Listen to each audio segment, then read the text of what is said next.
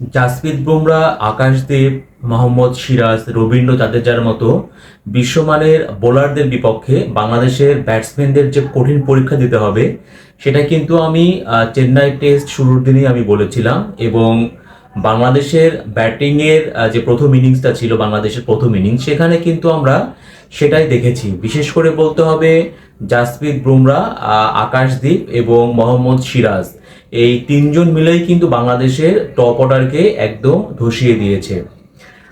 চেন্নাই টেস্টে দেখেন, আমি সবচেয়ে বেশি আমি বলবো যে আমি হতাশ হয়েছি যে বাংলাদেশের ব্যাটসম্যানদের এভাবে উইকেট বিলিয়ে দিয়ে আসা বলি, বা বাংলাদেশের ব্যাটসম্যানদের যে এটাকে কি বলে, উইকেট উপহার দেওয়া বলি, যেটাই বলি না কেন। মানে প্রথম কথা হচ্ছে যে ভারতের বোলাররা নিঃসন্দেহে বিশ্বমানের বোলার, কিন্তু আমরা পাকিস্তানের সঙ্গে রাওয়ালপিন্ডিতে যে দুটো টেস্ট খেলেছিলাম সেখানে কিন্তু আমরা দেখেছিলাম যে ধ্বংসস্তূপ থেকেও বাংলাদেশের ব্যাটসম্যানদের, বিশেষ করে মুশফিকুর রহিম, মেহেদী হাসান মিরাজ, লিটন দাস, তারা যেভাবে ঘুরে দাঁড়িয়েছিলেন তা কিন্তু খুবই প্রশংসনীয় ছিল। এবং অবশ্যই পাকিস্তানের বোলিং লাইন আপও কিন্তু বিশ্বমানের বোলিং লাইন আপ।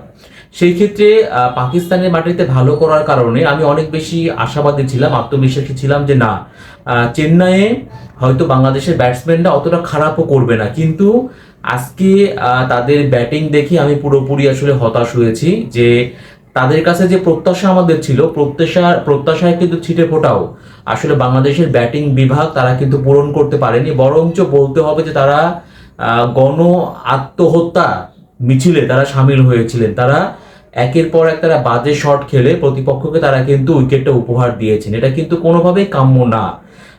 টেস্ট ক্রিকেটে বাংলাদেশ দল এতদিন ধরে তারা খেলছে এবং লাল বলের ক্রিকেটে সাম্প্রতিক তাদের যে পারফরমেন্স দেখার পরে অন্তত আরো ভালো ক্রিকেট, মানে প্রথম ইনিংসে ভারত 376 রান করেছে এবং সবাই দেখেছে যে ভারতের ব্যাটিং লাইন আপও কিন্তু ঢুকেছিল। সেই জায়গা থেকে রবিচন্দ্রন অশ্বিন এবং রবীন্দ্র জাদেজা, তাদের কারণেই কিন্তু ভারত প্রথম ইনিংসে 376 রান করতে পেরেছে। কিন্তু আমাদের বাংলাদেশের যে প্রথম ইনিংসটা, সেখানে অশ্বিন কিংবা জাদেজা কেউ কিন্তু হতে পারেননি। বরঞ্চ বলতে হবে যে সাকিব আল হাসান, তিনি রান পাচ্ছিলেন না, তাকে নিয়ে তামিম ইকবাল বলেছেন যে সাকিব আল হাসানকে নিচের দিকে ব্যাটিংয়ে নামানোর জন্য। সে সাকিবই কিন্তু সর্বোচ্চ 32 রান করেছেন। এবং সবচেয়ে বেশি হতাশ করেছে যে আমরা সবাই জানি স্কোর কার্ডটা তখনই আসলে মোটাসোটা হবে যখন টপ অর্ডার ভালো করতে পারবে। কিন্তু আমাদের টপ অর্ডারে দেখেন যে সাদমান বলেন, জাকির বলেন, মুমিনুল বলেন, নাজমুল শান্ত বলেন, এই চারজনই কিন্তু বাহাতি ব্যাটসম্যান। এটাও কিন্তু খুব বড় একটা প্রশ্ন যে টপ অর্ডারের চারটা ব্যাটসম্যান যদি বাহাতি হয় তাহলে পারে প্রতিপক্ষ দলের বলাররা কিন্তু একটু বাড়তি কিন্তু অ্যাডভান্টেজ পেয়ে থাকে।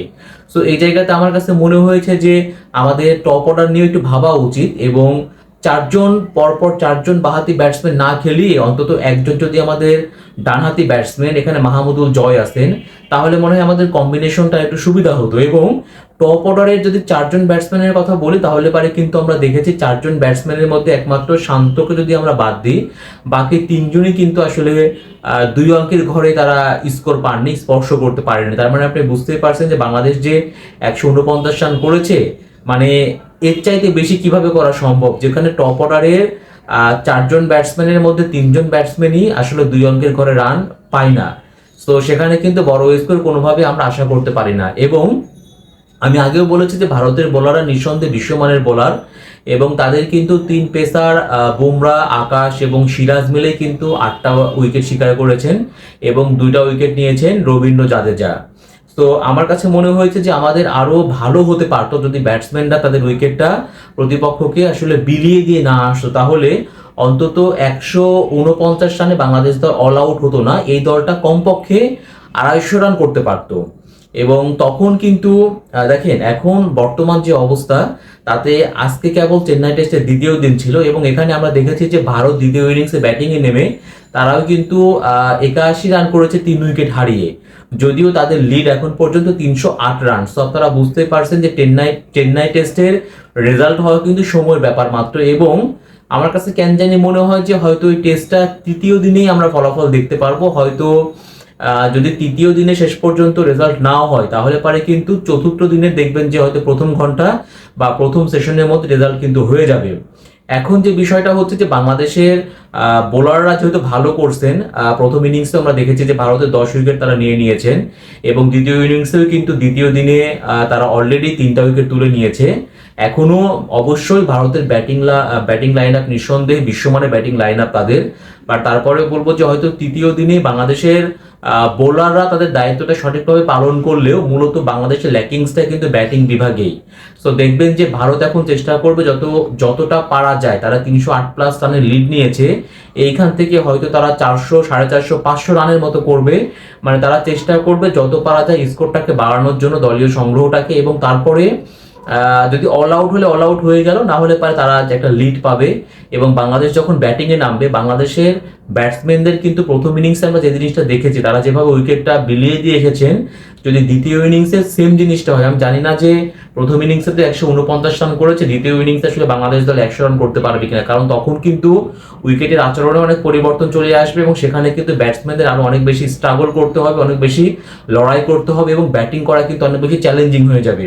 তবে এখানে আমি একটা কথা বলবো যে দ্বিতীয় ইনিংসে ভালো করতে হলে অবশ্যই আমাদের টপ অর্ডারকে দায়িত্ব নিতে হবে। সবসময় যদি আপনি মনে করেন যে মুশফিকুর রহিম, মেহেদী হাসান মিরাজ, হ্যাঁ, এরকম লিটন দাস বা সাকিব আল হাসানের মতো অভিজ্ঞ যারা আছেন, তারা দায়িত্ব নিয়ে খেলবেন, তারাই ব্যাটিং করবেন, তারাই বড় স্কোর করবে, তাহলে পারে কিন্তু ভুল হবে। এখানে ক্রিকেটটা কিন্তু সম্পূর্ণ দলগত একটা খেলা, এবং যখন আপনার 10জন ব্যাটসম্যান যখন ভালো ব্যাটিং করবেন, মানে সবাই প্রত্যেক ব্যাটসম্যান যখন দায়িত্ব নিয়ে খেলবেন, তখন কিন্তু ভালো করা সম্ভব। তবে এখন পর্যন্ত মানে চেন্নাই টেস্টের দ্বিতীয় দিন শেষে বাংলাদেশের যে অবস্থা আমি দেখতে পাচ্ছি, মানে 308 রানে বাংলাদেশ, ভারতের লিড 308 রানে, এবং বাংলাদেশ যেভাবে আজকে ব্যাটসম্যানরা যেভাবে প্রতিপক্ষ দলকে উইকেটগুলো উপহার দিয়ে রেখেছেন, তাতে আসলে সত্যি কথা বলতে আমি বাংলাদেশের দ্বিতীয় ইনিংসে আমি ভালো কোনো কিছুর আমি আশা করতে পারছি না। আমি এখন যতটা মানে মান সম্মান বাঁচিয়ে যতটা ফাইট দেওয়া যায় এই টেস্ট, সেটাই কিন্তু মানে আমার কাছে মনে হয় যে এখন ফাইট দিতে হবে, লড়াই করে হারতে হবে,